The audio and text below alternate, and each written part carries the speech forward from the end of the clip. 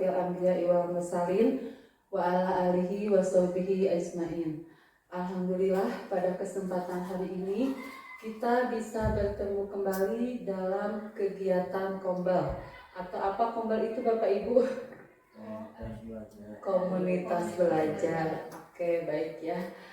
Yang saya hormati Ibu Kepala Sekolah, yang saya hormati Bapak Ibu guru yang hebat yang tentunya bisa hadir pada saat ini, yaitu acara Kombel, yaitu komunitas belajar. Baik, pada kesempatan hari ini saya akan menyampaikan praktik baik dengan tema penyebaran pemahaman dan penerapan pengalaman budaya positif di sekolah. Sekaligus saat ini saya sebagai CGP dan melaksanakan tugas pendidikan guru penggerak Angkatan 11 Kabupaten Sukabumi. Baik, sebelumnya Ibu Bapak, ada yang tahu mungkin ya, tentunya sudah tidak asing dengan kata budaya positif.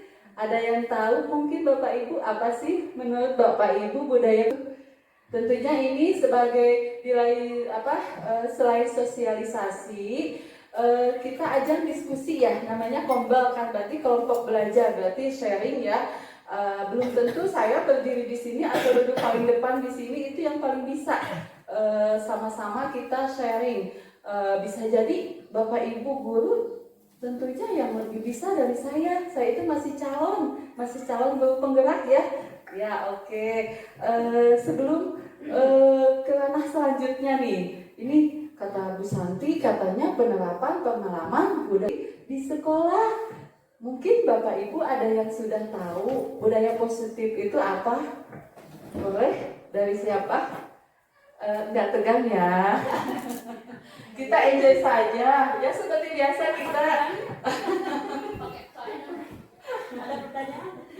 Ada pertanyaan dan pertanyaannya juga tidak akan dinilai Bapak Ibu ya, tidak akan masuk rapor pendidikan juga.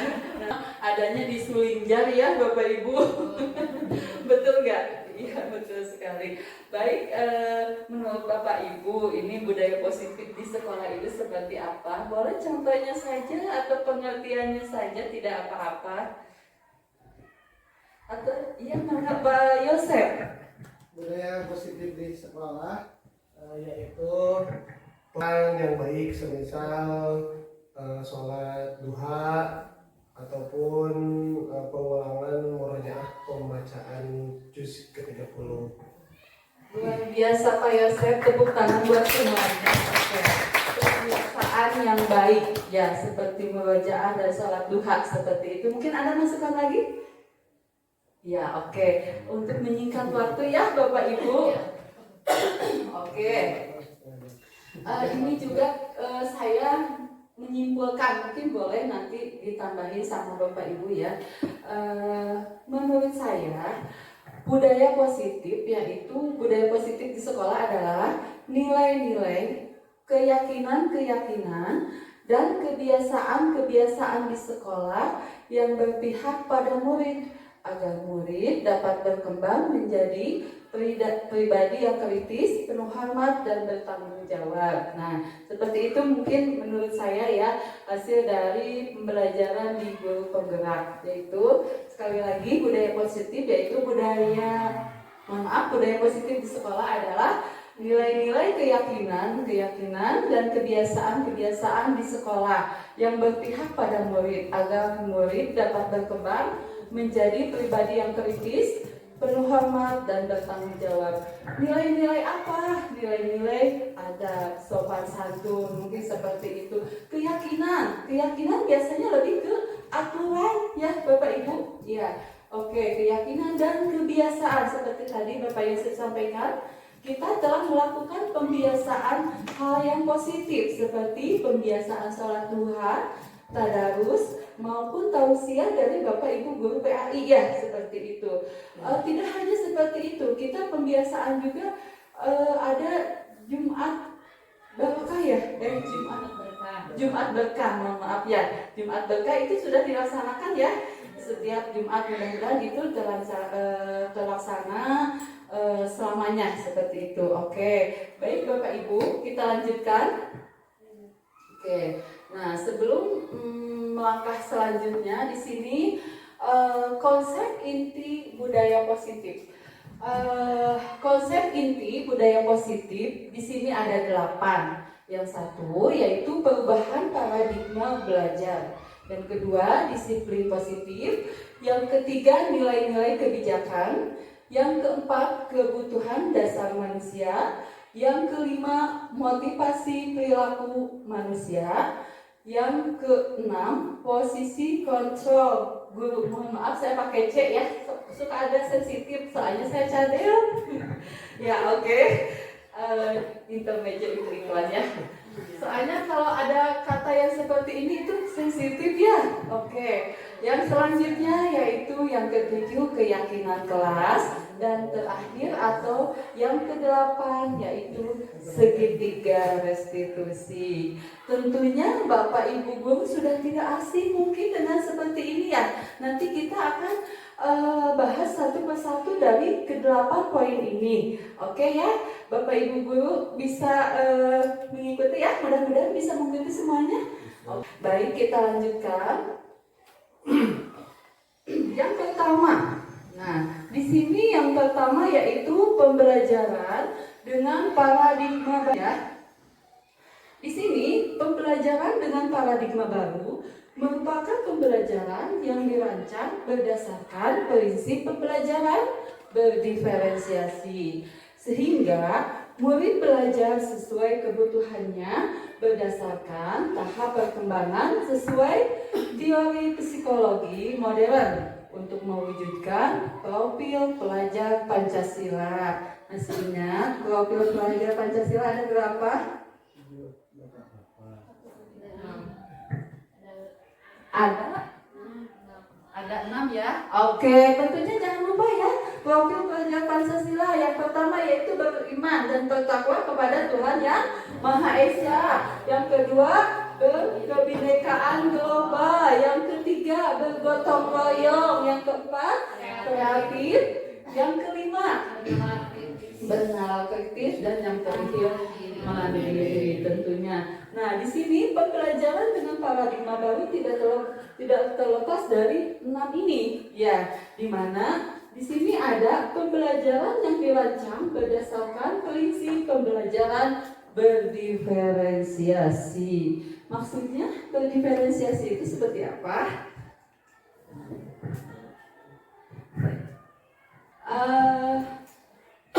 Pembelajaran berdiferensiasi itu pembelajaran yang bermurid, di mana guru mengetahui apa sih yang dibutuhkan peserta didik, karakter apa yang dibutuhkan peserta didik. Nah, mungkin di dalam pembelajaran dengan paradigma baru, kita sebelum melaksanakan pembelajaran di sekolah, di kelas, mohon maaf, tentunya kita akan merancang pembelajaran dulu sesuai dengan kebutuhan murid, di mana kebutuhan murid itu tidak satu yang akan tetapi berbeda. Sama halnya, misalkan kita ibaratkan guru itu seorang petani, ya, di mana petani itu akan menanam bibit kacang, yang satu menanam bibit jagung, yang satu lagi menanam bibit padi. Tentunya dengan perawatan yang berbeda-beda. Itu diibaratkan padi itu peserta didik, kacang itu peserta didik, dan jagung itu peserta didiknya. Di sanalah kita akan tentunya berbeda dengan perawatannya, sehingga bibit padi nanti akan menghasilkan panen padi yang bagus. Bibit jagung akan menghasilkan jagung yang bagus juga. Dan bibit kacang akan menghasilkan panen yang bagus juga dengan perawatan masing-masing. Kita kembali lagi ke pendidikan, atau posisi kita sebagai guru, di mana guru itu harus bisa menyesuaikan. Peserta didik A tidak mungkin sama dengan peserta didik B, dan peserta didik B tidak mungkin sama dengan peserta didik C. Tentunya kita harus menyeimbangkan. Siapa saja yang sudah mampu membaca materi ini. Ada mungkin bahkan peserta didik yang memang belum bisa membaca sama sekali. Bahkan ada peserta didik yang bisa melampaui materi itu, bahkan hanya dilihat saja dia sudah tahu materinya. Tentunya kita akan menghadapi dengan berbeda-beda itu dengan secara bijak, dengan secara rangkulan, dengan penyetaraan mereka. Nah, seperti itu. Itulah pemahaman saya tentang pembelajaran dengan paradigma baru. Lihat dulu nih. Pembelajaran dengan paradigma baru. Nah, di sini ada miskonsepsi tentang teori kontrol. Ya, di sini miskonsepsi berkaitan dengan pembelajaran paradigma baru. Di sini masih banyak orang menyatakan ilusi guru untuk mengontrol murid. Ilusi bahwa kritik dan membuat rasa bersalah mampu menguatkan karakter. Selanjutnya ada ilusi bahwa semua penguatan positif, efektif, dan bermanfaat. Selanjutnya ilusi bahwa orang dewasa berhak memaksanya. Ini tentunya bertolak belakang ya, sama dengan teori kontrol, di mana di sini saya sudah simpulkan antara stimulus respon dengan teori kontrol, di mana mengubah paradigma stimulus respon ke pendekatan teori kontrol, di mana menurut stimulus respon realita atau kebutuhan kita semua. Tetapi menurut teori kontrol, realita atau kebutuhan kita berbeda. Selanjutnya, semua orang melihat hal yang sama. Akan tetapi menurut teori kontrol, yaitu setiap orang memiliki gambaran berbeda. Selanjutnya, kita mencoba mengubah orang agar berpandangan sama dengan kita. Kita berusaha memahami pandangan orang lain tentang dunia. Perilaku buruk terlihat sebagai suatu kesalahan. Semua perilaku memiliki tujuan. Selanjutnya, menurut stimulus, orang lain bisa mengontrol orang lain. Menurut teori kontrol, hanya ada yang bisa mengontrol diri Anda. Betul gak? Siapa yang bisa mengontrol diri Anda? Diri kita semua, ya tentunya diri sendiri ya. Selanjutnya, saya bisa mengontrol orang lain. Anda tidak bisa mengontrol orang lain. Bahkan mungkin siapa yang tahu hati orang? Ya, seperti itu. Bisa jadi sekarang orang bisa tersenyum. Anak itu bisa tersenyum, padahal dalam hatinya lagi sakit. Ya, seperti itu. Selanjutnya, pemaksaan ada pada saat bujukan gagal. Ketika contohnya peserta didik melakukan kesalahan. Nah, kita bujuk, dipaksa untuk bisa. Nah, itu tuh bertolak belakang kolaborasi. Jadi tidak bisa sendiri. Akan tetapi kolaborasi dan konsensus menciptakan pilihan-pilihan baru. Jadi solusinya dengan kolaborasi. Yang terakhir, model berpikir menang kalah. Jadi ada yang menang, ada yang kalah. Akan tetapi menurut teori kontrol, model berpikir menang-menang. Jadi tidak ada yang disalahkan. Ya, seperti itu. Ketika kita menghadapi peserta didik, misalkan si A sama si B bertengkar, ya seperti itu, kita sebagai guru harus netral. Ini benar dan ini benar atau salah-salah gitu. Yang jelas anak-anak merasa semuanya diakui. Seperti itu Bapak Ibu ya. Oke. Kita lanjutkan. Oke, yang kedua yaitu disiplin positif. Disiplin berasal dari kata disiplin yang artinya belajar. Disiplin mengacu pada disiplin diri yang memiliki tanggung jawab terhadap apa yang dilakukannya berdasarkan nilai-nilai yang diyakini. Disiplin positif merupakan salah satu cara penerapan disiplin yang bertujuan untuk menumbuhkan kesadaran serta memberdayakan murid tanpa imbalan, penghargaan, ancaman, atau hukuman. Nah, di sini sebagai pendidik, Tujuan kita adalah menciptakan murid yang memiliki disiplin diri sehingga mereka berperilaku mengacu pada nilai-nilai kebajikan universal dan memiliki motivasi intrinsik dalam perubahan perilaku ke arah yang lebih baik. Tentunya Bapak Ibu jelas ya, di sini sudah jelas ya mengenai disiplin positif. Selanjutnya yaitu yang ketiga, nilai-nilai kebajikan. Nah, nilai yang disepakati bersama lepas dari suku, bangsa, agama, bahasa maupun latar belakangnya. Nah, di sini contoh nilai kebajikan institusi atau organisasi. Kalau dari profil pelajar Pancasila, tentunya tadi kita sudah sampaikan ada 6. Dari Ibu Premier program ini dari internasional ya, toleransi, rasa hormat, integritas, mandiri, menghargai, antusias, empati, keingintahuan, kreativitas, kerjasama, percaya diri dan komitmen. Dan terakhir di sini ada keterampilan hidup atau life skill.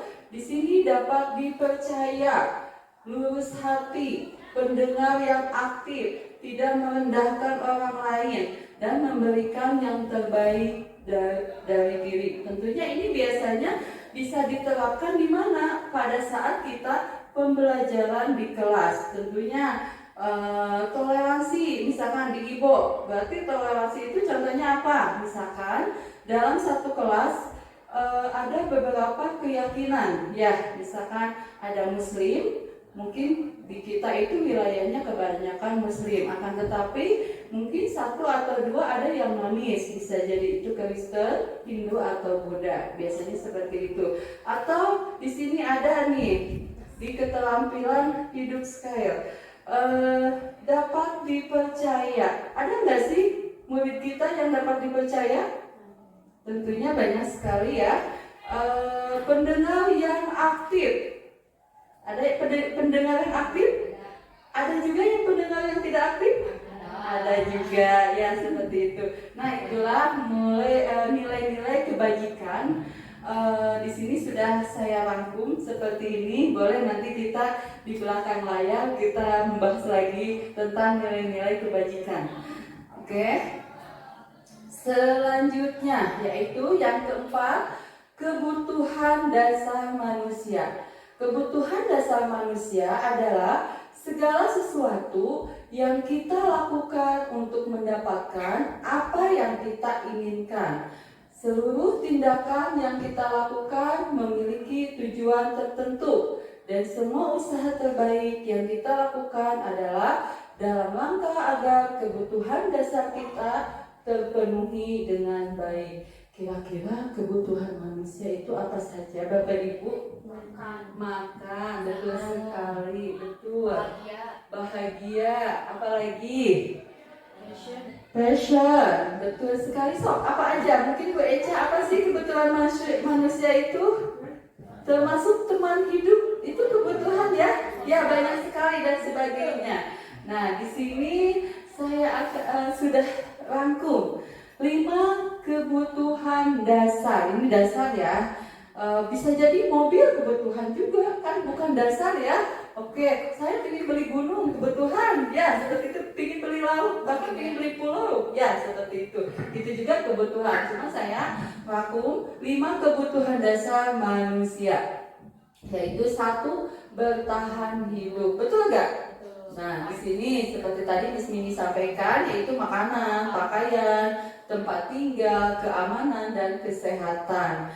Selanjutnya, selain bertahan hidup, kasih sayang dan rasa diterima. Tentunya ini hal yang memang dasar juga, ya, yang memang orang-orang jarang ketika kita tanya apa sih kebutuhan manusia, pasti tentunya orang pasti makan. Iya, yang pertamanya. Padahal selain itu dari pokok ke bertahan hidup ya, tadi untuk makan. Nah, sekarang kasih sayang dan rasa diterima. Bukan kasih sayang hanya dengan lawan pasangan jenis aja, akan tetapi di rumah juga paling utama ya, seperti itu khususnya peserta didik. Rasa diterima atau di sekolah ini anak itu diterima enggak? Ya, dipedulikan, berbagi, kerjasama, menjadi bagian dalam kelompok. Nah, itu salah satu dari kasih sayang dan rasa diterima. Selanjutnya, penguasaan. Nah, di sini ada tentunya dalam peserta didik, tentunya apalagi zaman sekarang ya, ada geng-geng tertentu. Misalkan, pernah nggak? Misalkan ada circle-circle di dalam kelas itu. Ya, biasanya ada satu orang yang merasa berkuasa atau ketua gengnya, ya seperti itu. Nah, kita dinetralisir, jangan sampai seperti itu. Jadi penguasaan harga diri ya, seperti kan harga diri, keinginan untuk dianggap, memimpin, berprestasi, diakui dan didengar. Tentunya jangankan peserta didik, kita aja perlu orang yang mendengarkan curhatan kita, betul gak? Iya, ya salah satu kebutuhan dasar manusia. Yang selanjutnya, kebebasan. Dalam artian kebebasan itu kita berhak berprestasi, kita berhak membuat sesuatu, kita berhak mengejar cita-cita kita dan sebagainya. Di sini kebebasan ada mandiri, memiliki pilihan ya, salah satu tadi yaitu mengejar cita-cita kita mungkin, atau mengejar cita-cita anak didik mereka masing-masing, mencoba hal baru, mampu mengendalikan arah dirinya. Nah, itulah kebebasan. Nah, selanjutnya yang terakhir, kesenangan. Tentu butuh ya, tadi kata Bu Ade gembira, tentunya itu kan kesenangan. Itu juga salah satu kebutuhan dasar manusia, yaitu contohnya bermain, humor, antusiasme, tertawa. Pernah nggak, Bu, Bapak, saya tanya, pernah nggak melihat anak yang murung? Misalkan sesaat istirahat atau sebelum pembelajaran, atau bahkan di saat pembelajaran, ketika orang lain kerja kelompok aktif, ada salah seorang yang diam saja. Boleh itu nanti ketika di luar jam pelajaran ditanya, karena hak anak itu juga sama, manusia mendapat kesenangan. Ya, mungkin sampai sini jelas ya. Oke, dilanjut, yaitu yang kelima, motivasi perilaku manusia. Nah, di sini ada dua, motivasi intrinsik dan motivasi intrinsik. Motivasi intrinsik untuk menghindari ketidaknyamanan atau hukuman. Misalkan ada anak dikasih tugas ya, asal ngerjakan saja karena dia takut dihukum sama gurunya. Gak tahu itu asal saya mau ngerjain tugasnya. Ya seperti itu. Yang penting tidak ditegur, tidak dihukum sama bapak ibu gurunya. Ya seperti itu. Mungkin itu ada kaitannya dengan motivasi intrinsik. Nah selanjutnya ada untuk mendapatkan imbalan atau penghargaan dari orang lain. Ya, misalkan ada siswa sama, misalkan dikasih tugas, dia sebaik mungkin karena dia sudah dipercaya sama gurunya, pasti dia yang paling dikasih reward pertama. Nah, sementara siswa yang lain juga sebenarnya mampu, ya bisa seperti dia, tapi dia kayak kata anak-anak mah cari muka mungkin gitu ya. Ya, seperti itu.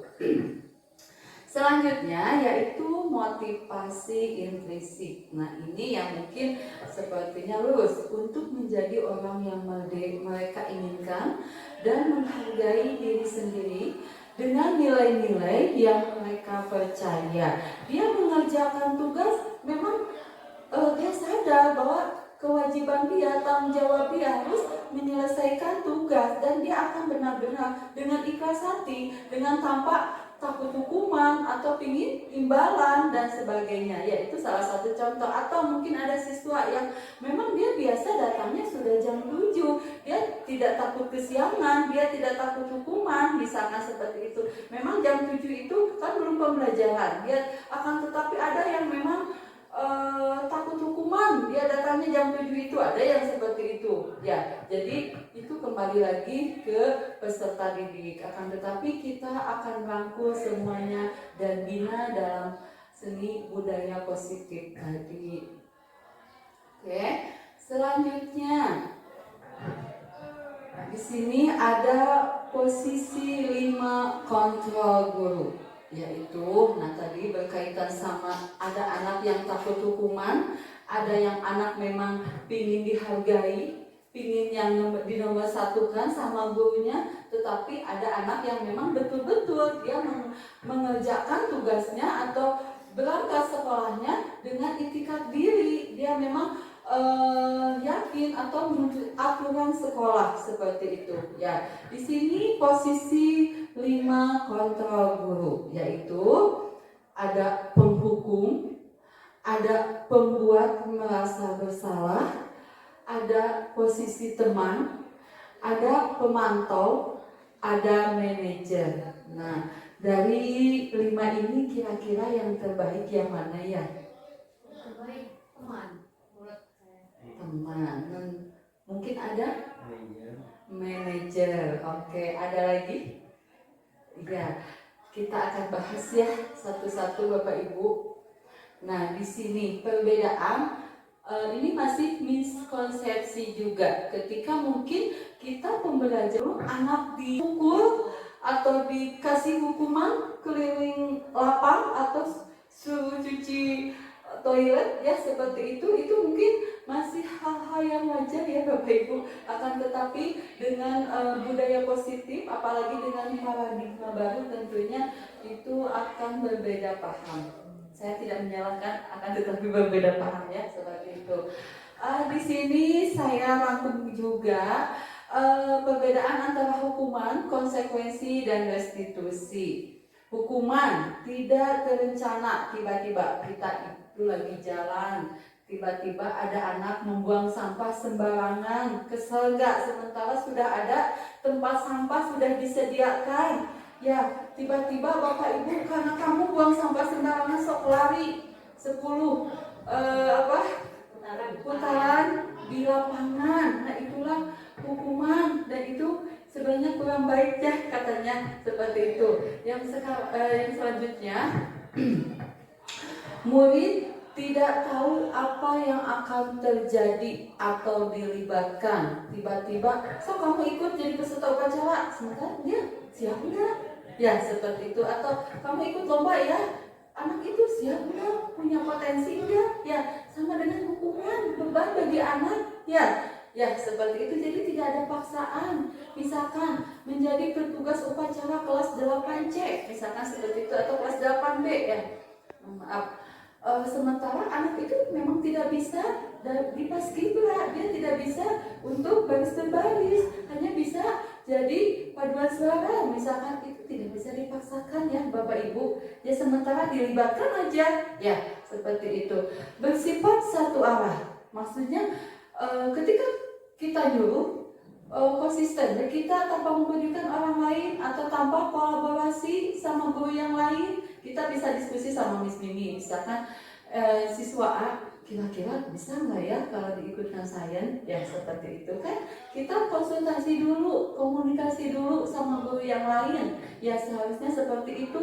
Jangan mending-mending atau argumennya saya ngajarnya informatika, ada lomba informatika, main ambil saja seperti itu. Padahal lebih bagusnya konsultasi, komunikasi dengan guru lain. Kira-kira siswa A bisa enggak ya seperti ini, bisa enggak ya lomba ini dan sebagainya. Nah itulah bersifat satu arah. Jadi masih sifatnya hukuman. Yang selanjutnya berupa hukuman fisik dan psikis, itu tentunya sudah jelas ya. Tidak ada sekarang anak yang dicambuk Bapak Ibu, tidak ada lagi anak yang misalkan melanggar hukuman dengan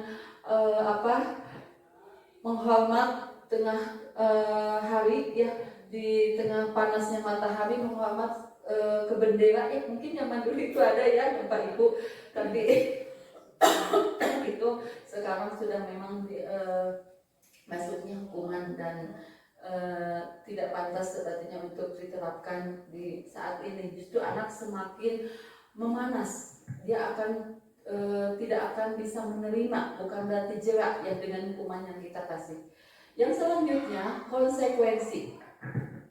Konsekuensi itu terencana, disepakati sesuai peraturan. Misalkan kita bikin peraturan kelas, ya, atau dulu mah bukan peraturan kelas, kesepakatan sekarang peraturan ya, bikin peraturan ya. Oke, misalkan peraturan kelas, jangan ini, jangan terlambat, jangan makan di kelas, jangan, banyak kata jangannya. Ya, seperti itu, itulah konsekuensi. Ya, kontrak belajar. Ya, ya dulu ya, kontrak belajar. Terus aturan kelas ya, seperti itu. Nah, di sini menurut konsekuensi lagi, murid tetap dibuat tidak nyaman, ya, dengan aturan kelas tidak boleh ini, tidak boleh ini, misalkan seperti itu. Tapi murid tidak dibuat tidak nyaman, ya, mohon maaf. Yang selanjutnya, sikap guru selalu memonitor murid. Intinya, segala langkahnya diikuti ya, sampai hal-hal yang kecil juga mungkin itu akan tertekan juga meskipun itu sudah terencana. Nah, di sini yang terakhir ada restitusi. Restitusi yaitu proses menciptakan kondisi bagi murid untuk memperbaiki kesalahan. Nanti kita akan bahas bagaimana cara yang terbaik ketika anak melakukan kesalahan. Ya, selanjutnya proses kolaborasi yang mengajarkan murid untuk mencari solusi. Nah, ketika siswa melaksanakan kesalahan, apa sih solusinya? Bukan kita yang mencari solusi, tapi anak. Biar anak yang mengerjakannya. Nanti biar anak yang jerak. Dulu kan anak membuat kesalahan, kita hukum. Kita seolah-olah kita yang punya kuasanya. Akan tetapi ketika anak membuat kesalahan, kita diskusi sama anak. Kita kolaborasi, nak. Kami juga dulu pernah membuat kesalahan. Sekarang kamu membuat kesalahan. Bagaimana baiknya supaya kamu tidak melakukan kesalahan lagi? Misalkan anak sering terlambat, ini anak sering terlambat, tiap hari karena sering terlambat. Yuk kita ngobrol. Nah, kamu udah 5 hari ini terlambat terus. Ada apa sih? Siapa tahu anak itu membantu orang tuanya dulu, atau emang anaknya males, atau apa? Kita cari dulu apa sih masalahnya. Ya, seperti itu. Bukan berarti anak sekarang kesiangan dihukum. Sepertinya untuk paradigma baru itu tidak sesuai, kurang sesuai. Bukan berarti menyalahkan. Ya, seperti itu. Ya, Bapak Ibu, kita lanjutkan. Nah, di sini contoh penerapan 5 posisi kontrol, yaitu saya membuat kasus. Kasus siswa tidak memakai atribut lengkap saat upacara bendera. Nah, posisi penghukum berarti ketika menemukan anak tidak memakai atribut, posisi guru sebagai penghukum yaitu hormat pada bendera selama 1 jam. Nah, ini betul nggak, Bu? Setuju nggak seperti ini? Ya, sepertinya kurang tepat ya, Bapak Ibu. Nah, di sini ada lagi pembuat merasa bersalah. Ya, berapa kali ibu atau bapak harus memberitahukan kamu selalu saja mengecewakan dengan tidak memakai atribut. Berarti kan anak kan merasa bersalah ya ketika kita ucapkan, misalkan anak itu kan tidak pakai atribut pas upacara. Kita menyampaikan, berapa kali ibu atau bapak harus memberitahu kamu selalu saja mengecewakan ibu. Padahal kamu itu wali kelas, ibu itu wali kelas kamu, ibu yang malu. Kan merasa bersalahnya anak. Itu setuju nggak seperti ini kata-katanya Bapak Ibu? Bikin down, betul sekali ya Miss Mimi ya. Selanjutnya, nih masih kasus yang sama ya. Siswa tidak memakai atribut lengkap saat upacara bendera, yaitu ayo dong ikut aturan sekolah, tolong bantu ibu atau bapak, atau bantu ibu lah misalkan, tolong bantu ibu ya sekali ini. Ya sudah, tidak apa-apa, lain kali jangan sampai berbuat seperti ini lagi, kayak santai gitu ya, kayak ke teman. Ayo dong, hanya untuk misalkan kita sebagai wali kelas, tentunya kan akan tersebut ya, misalkan wali kelas 7 misalkan seperti itu, anaknya nggak pakai atribut nih, kelas 7 nggak pakai atribut, kan kita sebagai wali kelasnya merasa tanggung jawab ya, seperti itu ya. Nah, kita tegur anak itu di belakang, misalkan ayo dong ikut aturan sekolah, tolong bantu ibu ya, sekali ini saja ya, ini kan kayak teman gitu ya. Ini kira-kira gimana Bapak Ibu? Gimana? Kurang tepat ya sepertinya ya. Ya, kurang tepat ya, menurut Bu Ade juga kurang tepat. Nah, baik, di sini ada pemantau ya, posisi kontrol guru yaitu pemantau. Kamu sudah melanggar peraturan sekolah, kamu tahu konsekuensinya, berarti lebih ke aturannya ya. Ya, setelah upacara kamu beli atributnya ke koperasi dan jangan lagi diulang lagi. Jadi kayak menegaskan. Ini kira-kira pemantau agak sedikit masuk ya. Ya, oke. Kamu sudah melanggar peraturan sekolah. Kamu tahu konsekuensinya, berarti konsekuensinya kan ada aturan sebelumnya. Nah, aturan itu harus diikuti ya, seperti itu.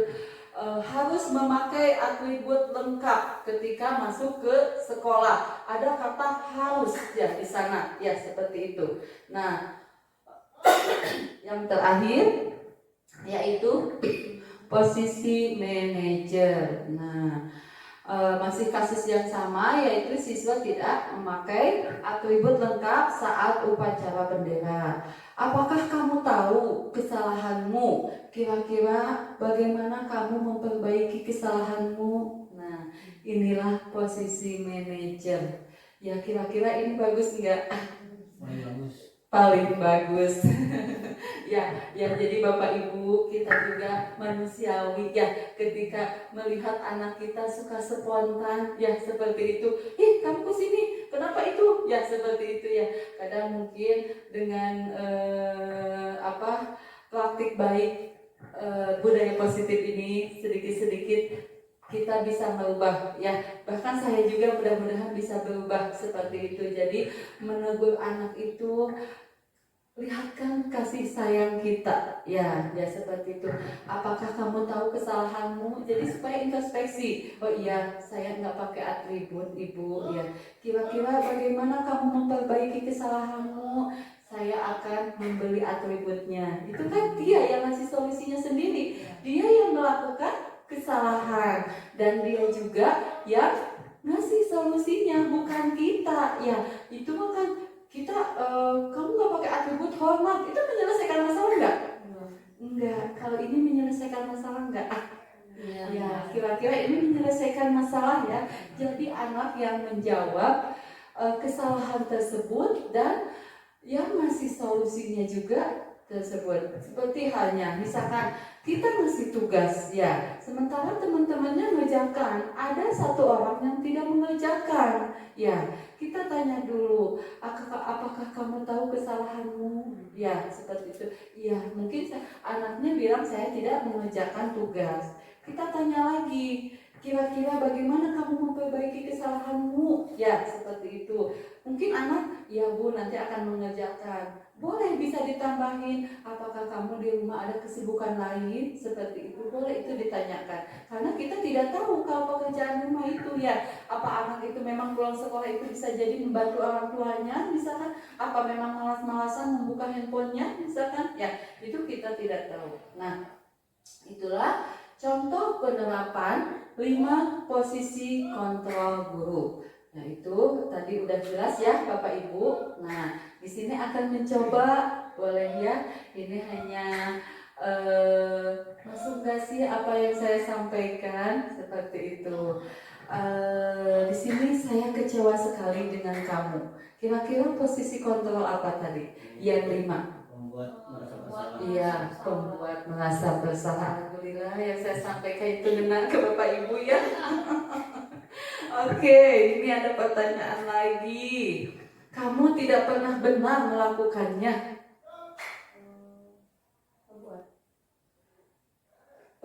Posisi kontrol apa kira-kira?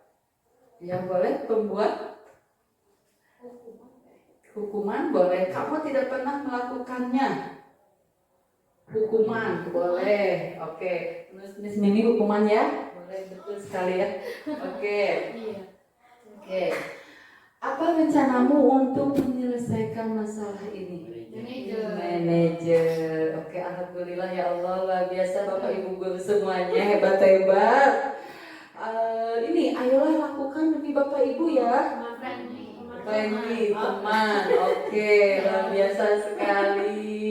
Nah, terakhir, kamu tidak akan mendapat nilai jika mengerjakan tugas. Tadi ada yang Hukuman. Iya.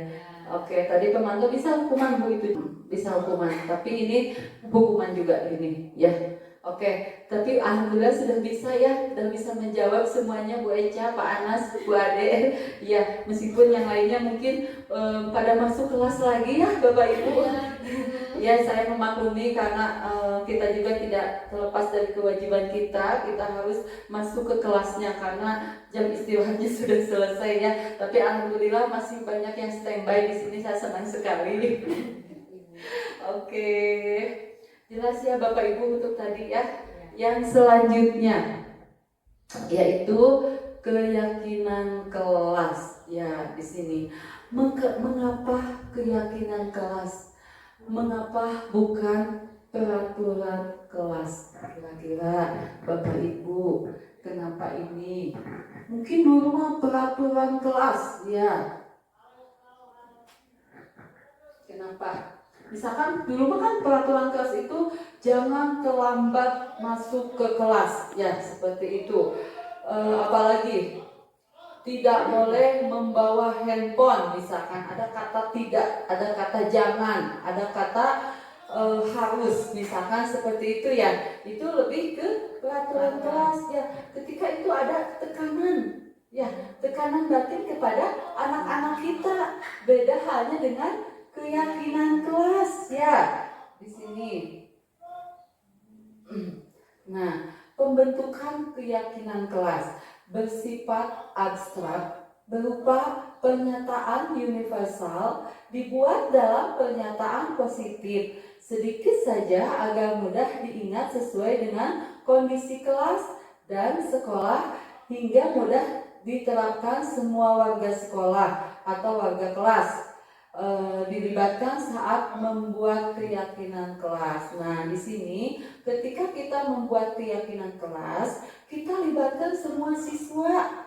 Ya, biasanya ini yang membuat keyakinan kelas wali kelas kan? Ya, dulu mungkin peraturan itu jangan sehingga anak tuh hafal. Ya, ada 20 peraturan kelas. Tapi banyak yang melanggar, ya seperti itu.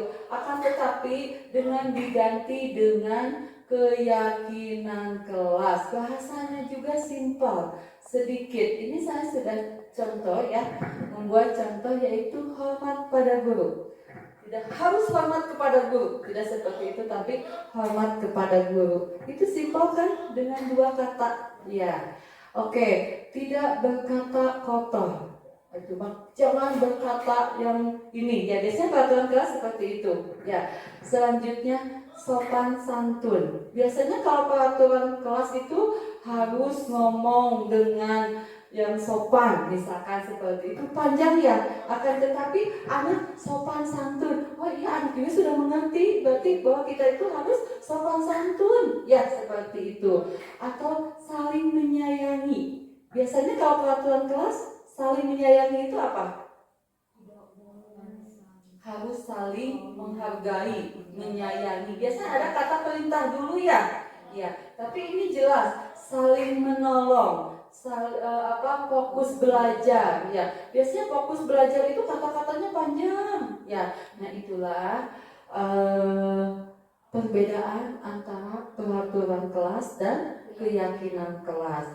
Dan ini simpel sekali sebenarnya. Coba Bapak Ibu disimak lagi. Dari 6 ini ikut sertakan nggak KBM di kelas? Hormat pada gurumu, hormati gurumu. Ya, sudah kata-kata itu sudah mengena ke anak-anak ya. Oke, tidak berkata kotor. Ya, seperti itu juga sudah jelas ya, katanya seperti itu. Jadi sangat jelas perbedaan antara keyakinan dan aturan kelas ya. Sampai di sini Ibu Bapak paham mungkinnya, mudah-mudahan paham. Mohon maaf saya berdiri ya Ibu Fasil. Nah, yang terakhir yaitu segitiga restitusi. Pernah mendengar Bapak Ibu segitiga restitusi? Belum. Oke, baik ya. Segitiga restitusi itu yaitu suatu proses dialog yang dijalankan oleh guru agar dapat menghasilkan murid yang mandiri dan bertanggung jawab. Contohnya kayak tadi ya, ketika murid melakukan kesalahan itu tidak berarti kita ditindaklanjuti bahwa itu melakukan kesalahan ya, atau kita langsung hukuman ya, tidak seperti itu. Nah, itulah segitiga restitusi itu, yaitu salah satunya validasi kebutuhan, menanyakan keyakinan, menstabilkan identitas, dan yang ketiga menanyakan keyakinan. Nah, di sini nggak kelihatan ya contohnya, atau kelihatan? Kelihatan, tapi biar lebih jelas ya. Nah, dari segitiga restitusi, yang pertama yaitu menstabilkan identitas.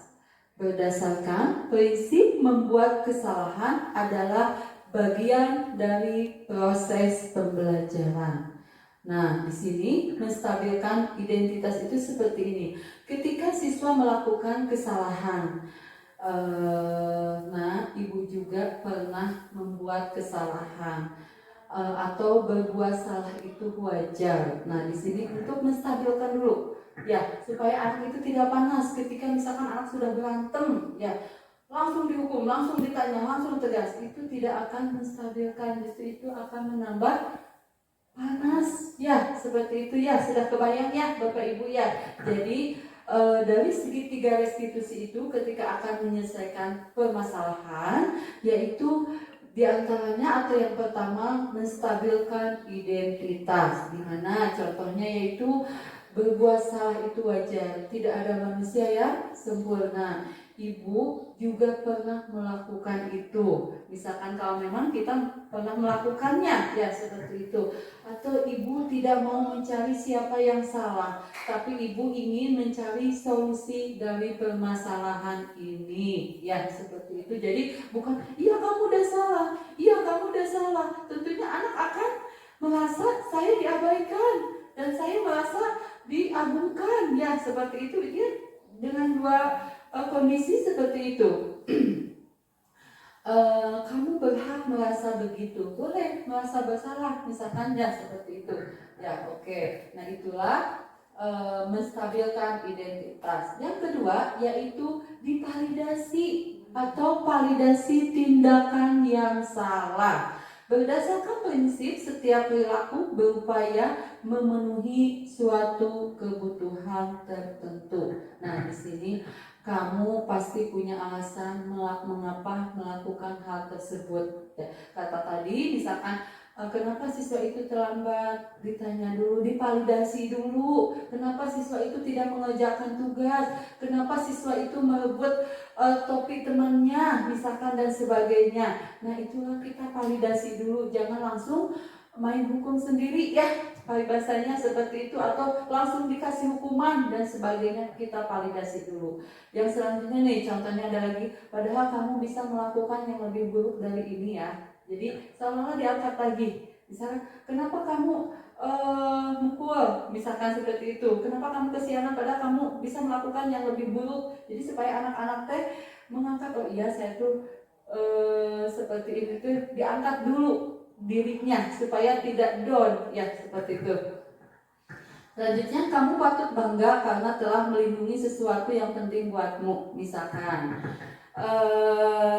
si Disa membawa topi Budi misalkan seperti itu. Dengan terdesak dia karena Disa itu akan menjadi peserta upacara ya,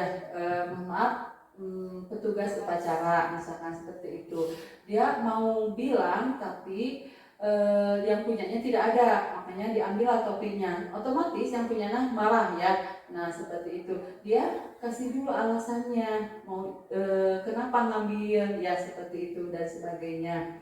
Dilindungi dulu. Terus kamu melakukan karena mempertahankan sesuatu yang penting bagimu. Kenapa? Misalkan si tadi siapa?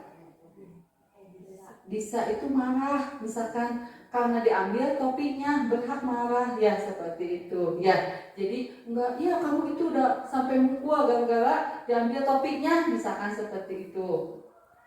Nah setelah divalidasi ada apa saja dan diangkat masalahnya. Nah yang selanjutnya yaitu menanyakan keyakinan. Berdasarkan prinsip teori kontrol bahwa pada dasarnya kita termotivasi secara intrinsik.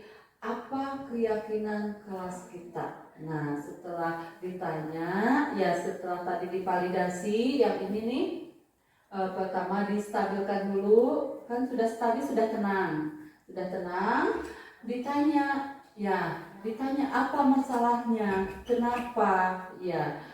Sekarang solusinya atau menanyakan keyakinan. Nah, tahu nggak keyakinan kelas itu tepat datang waktu misalkan, gitu kan? Nggak harus tepat datang waktu, tepat sesuai waktunya misalkan seperti itu. Terus nilai-nilai apa yang telah disepakati bersama, ya itu ada di keyakinan kelas. Pasti anak bisa menyampaikan. Seperti apa? Seperti apa gambaran sebuah kelas yang ideal menurut kamu? Ya, supaya tidak berisik misalkan seperti itu. Jadi tergantung nanti kembali lagi ke masalahnya masing-masing. Misalkan, kenapa sih kelas 7 itu terlalu berisik ketika nggak ada guru? Misalkan seperti itu. Kalau ada guru wajar ya, karena pembelajaran kita tidak diam sekarang. Karena kurikulum kita unik ya. Anak itu tidak harus mendengarkan, kata saya juga bukan harus teacher center, guru itu tidak harus ceramah, akan tetapi semua dilibatkan, aktif semuanya. Jadi kalau memang ada gurunya berisik itu tidak apa-apa, sebenarnya hal yang wajar karena kurikulum merdeka. Akan tetapi ketika jam kosong atau belum ada gurunya itu selalu berisik sehingga mengganggu kelas yang lain. Nah itu boleh sebagai wali kelas menyampaikan bagaimana sih solusinya dan sebagainya, ya seperti itu. Oke, mungkin Bapak Ibu itu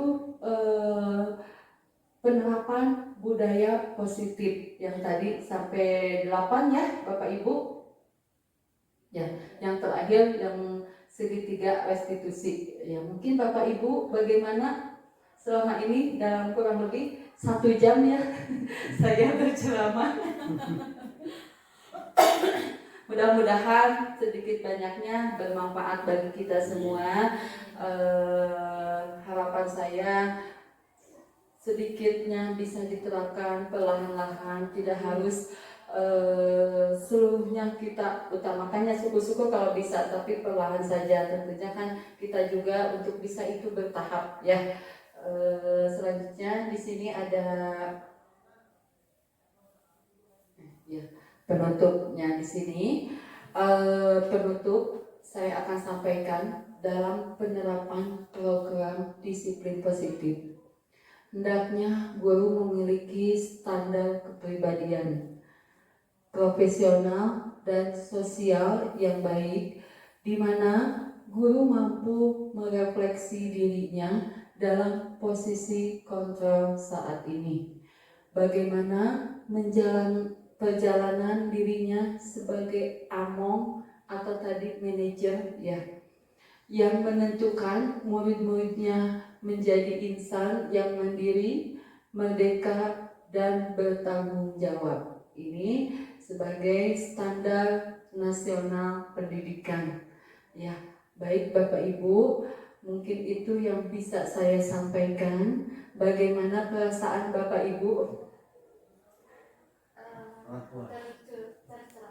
Tercerahkan sedikit, mudah-mudahan tercerahkan. Baik Bapak Ibu, sebagai laporan ya, nanti saya ke fasilitator apa yang telah saya sampaikan. Boleh Bapak Ibu semua bawa handphone ya, boleh di share yang tadi linknya. Boleh. Di sini ada refleksi kegiatan.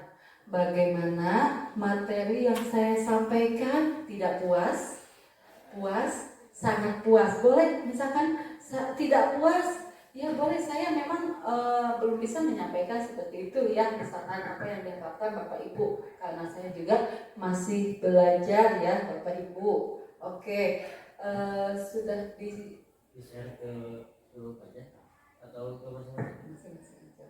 Ya.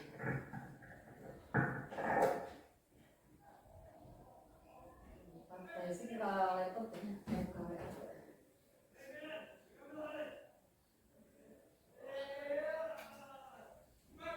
Oke, di sini ada Mentimeter. Saya mencoba di aplikasi Mentimeter. Boleh Bapak Ibu masuk di mentimeter.com dan masukkan kodenya 74188196. Boleh Bapak Ibu memberikan refleksi kegiatan komunitas belajar pada saat ini, bagaimana materi yang saya sampaikan. Oke, di sini ada yang sudah masuk, sangat puas, terima kasih. Ini Bapak Ibu jangan takut ya, karena ini tidak dilihatkan namanya. Misalkan Miss Mimi ngisinya tidak puas atau sangat puas atau puas, tidak ditampilkan ya, jangan khawatir. Ya, oke. Ini ya oke, nambah lagi ya Bapak Ibu, sambil nunggu, sambil mempersingkat waktu saja. Ini boleh di belakang ya Bapak Ibu. Baik Bapak Ibu, untuk kegiatan hari ini saya cukupkan sekian, kurang lebihnya mohon maaf, dan yang jelas tentunya masih banyak kekurangan daripada kelebihannya. Boleh nanti masukan-masukannya di belakang layar ya Bapak Ibu. Sekian dari saya. Assalamualaikum warahmatullahi wabarakatuh.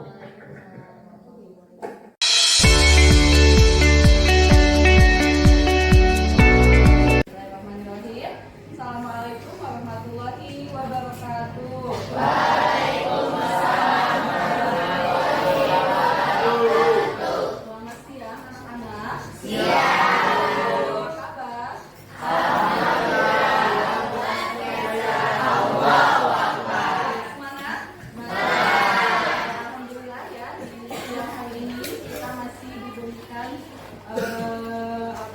Kesempatan untuk tatap muka di kelas. Alhamdulillah kalian semuanya sepertinya semangat ya. Baik anak-anak, Ibu sebagai wali kelas kalian yaitu kelas 9E ya. Tentunya Ibu punya kewajiban. Salah satunya yaitu membuat keyakinan kelas. Nah, ada yang tahu nggak keyakinan kelas itu apa?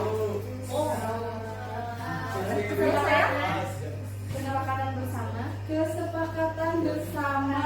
Oke, peraturan dalam kelas. Oke, mungkin dulu itu bahasanya peraturan kelas ya. Mungkin di setiap sekolah itu punya peraturan ya. Itu kalau globalnya punya aturan tersendiri untuk sekolah. Akan tetapi di kelas juga tentunya kita punya aturan. Nah, setelah aturan disederhanakan lagi menjadi apa? Kesepakatan kelas. Oke.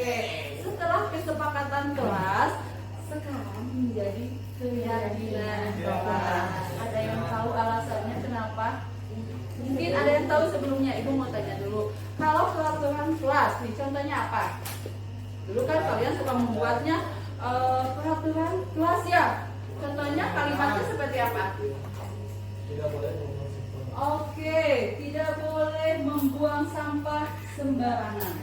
Apalagi mungkin Tidak boleh mengobrol dalam kelas. oke, tidak boleh mengobrol dalam kelas.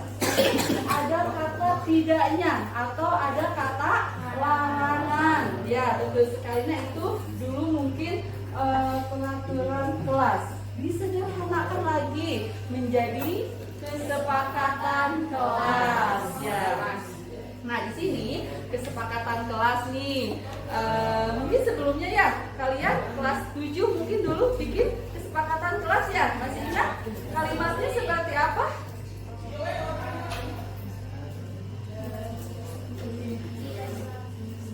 Ya? Ya, apa? Boleh contohnya satu aja.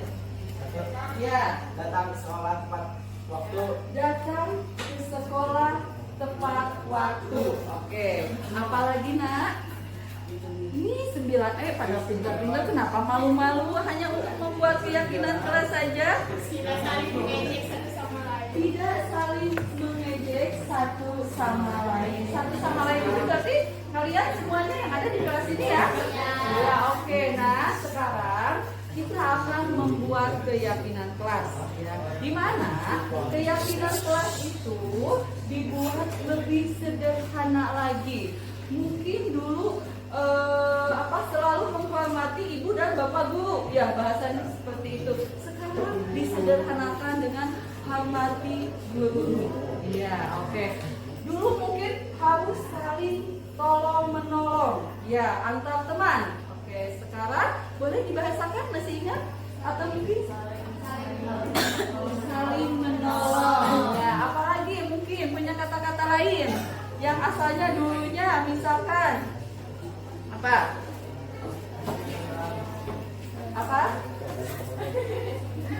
Di sini ada yang bayar uang kas tepat waktu. Boleh disederhanakan?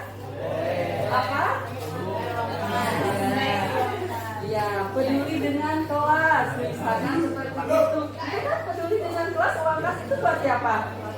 Oke, dari kalian untuk kalian. Oke ya. Baik, untuk mengikat waktu, kita langsung saja ya. Ibu akan membagikan sticky note seperti ini ya.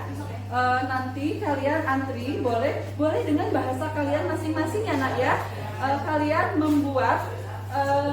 mencoba membuat satu keyakinan kelas ya, yang menurut kalian memang penting. Jadi tujuan untuk keyakinan kelas yaitu supaya kalian itu lebih tertib, lebih nyaman, peduli dengan teman-teman kalian, lebih hormat kepada guru, bisa datang tepat waktu, dan banyak sekali fungsi-fungsi atau tujuan-tujuan dalam membuat keyakinan kelas. Oke ya?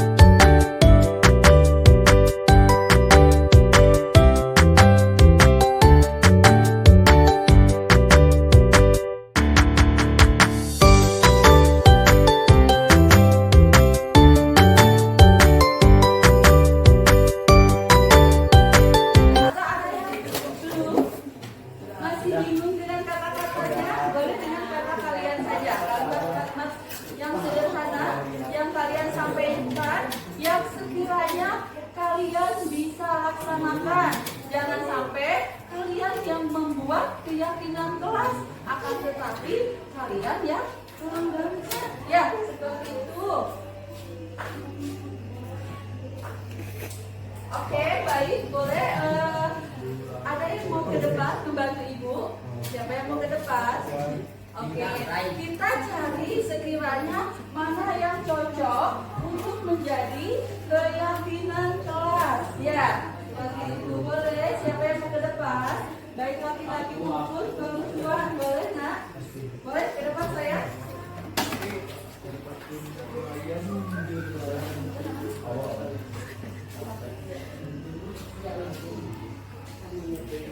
Oke, Zia ya.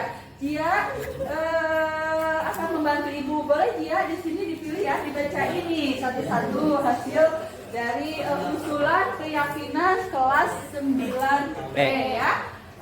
Di sini apa sih ini? Tidak terlambat masuk kelas. Kira-kira mau nggak?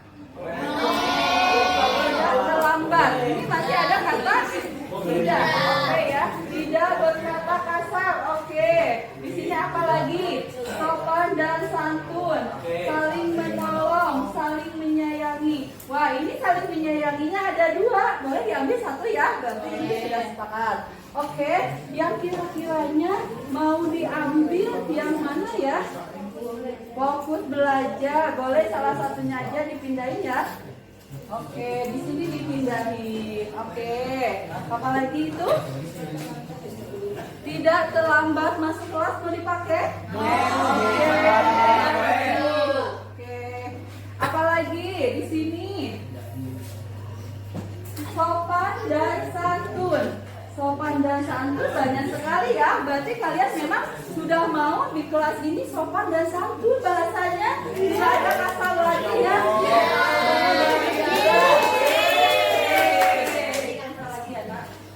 Oke, hormati gurumu. Ya, kalian pasti yakin ya. Tanpa diingatkan, kalian tentunya pasti sudah menghormati guru kalian semuanya. Oke, dikasih lagi ya nak. Iya. Apalagi fokus belajar. Tentunya ini kan biar kalian untuk belajar ke sini ya, ke sekolah itu ya, dengan tidak asal-asalan, dengan tidak main-main, betul gak? Betul. Belajar ya. Fokus sopan santun juga. Ada sopan santun sama menolong. Oke, di sini saling menolong. Tentunya jelas seperti apa saling menolong?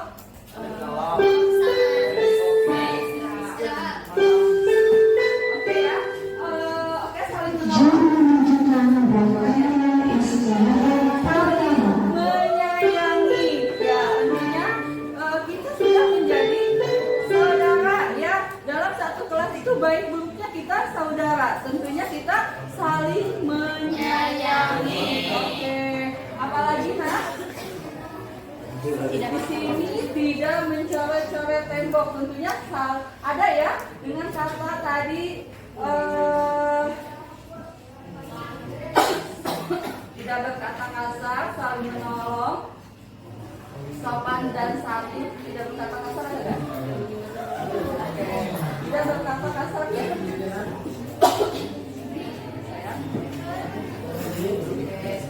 Oke. Wow, sudah luar biasa. Nah, Ibu ambil kesimpulan. Ya, di sini boleh dibaca ini. 1 apa? Oke, 1 kata Zia, fokus belajar. Setuju nggak? Setuju. Kedua, tidak terlambat masuk kelas. Tentunya kita masuk kelas itu jam berapa? Jam 7. Sebelum jam 7 kita sudah harus sampai di sekolah. Dengan komitmen tidak terlambat masuk kelas. Oke, selanjutnya sopan dan santun. Tentunya ini sudah jelas ya, kita berbahasa itu harus dijaga, menghargai seseorang dengan bahasa kalian. Selanjutnya hormati gurumu. Ibu sudah sampaikan tadi. Oke, selanjutnya saling menolong sudah jelas, saling menyayangi juga sudah jelas, tidak berkata kasar juga sudah jelas. Ini sepakat nggak? Sepakat. Oke, kalau sudah sepakat, kalian tanda tangan. Semua warga kelas di sini. Oke.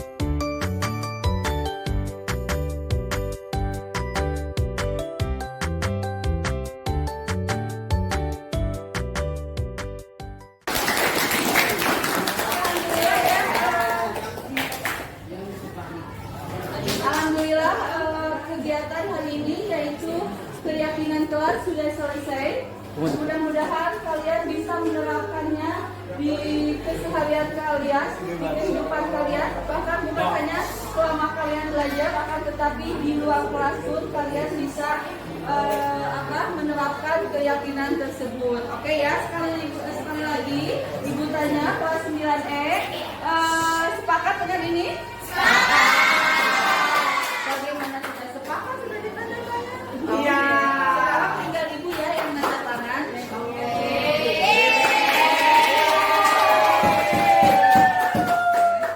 Baik anak-anak, Ibu ucapkan terima kasih. Mudah-mudahan dengan kalian membuat keyakinan kelas ini, kalian lebih tertib, tidak ada lagi yang terlambat, tidak ada lagi yang membuat keonaran atau mengganggu kelas lain. Oke, setuju ya? Baik, kalau begitu dari Ibu cukupkan sampai di sini. Mudah-mudahan kita ketemu lagi di minggu depan dengan pembelajaran materi Ibu. Sekian dari Ibu. Assalamualaikum warahmatullahi wabarakatuh. Waalaikumsalam warahmatullahi wabarakatuh. Makasih Ibu.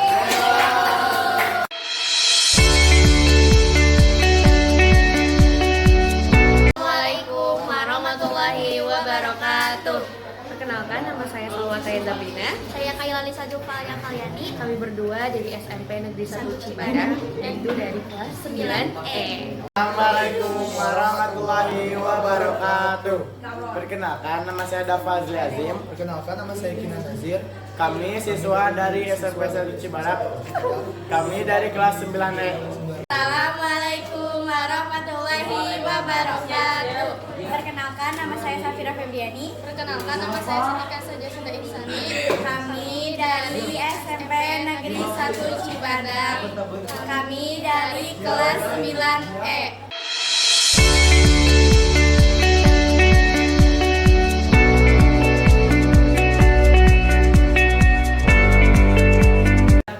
Sangat semangat. Dengan ada ikut kesepakatan kelas, saya sangat senang. Saya sangat senang sekali. Senang sekali.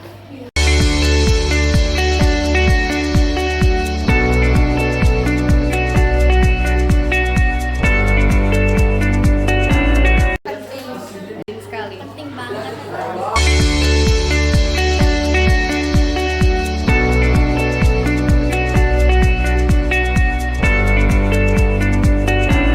Komitmen dan orang-orangnya pun disiplin gitu. Makanya diadakan yang namanya peraturan-peraturan dan keyakinan-keyakinan. Supaya kelas lebih teratur dan keluargaannya ada gitu. Jadi adanya keyakinan-keyakinan kelas. Terapkan disiplin positif karena mengamalkan sila Pancasila kelima. Keyakinan kelas tercipta kerjasama. Dengan keyakinan kelas, insya Allah kelas akan kondusif. Iya.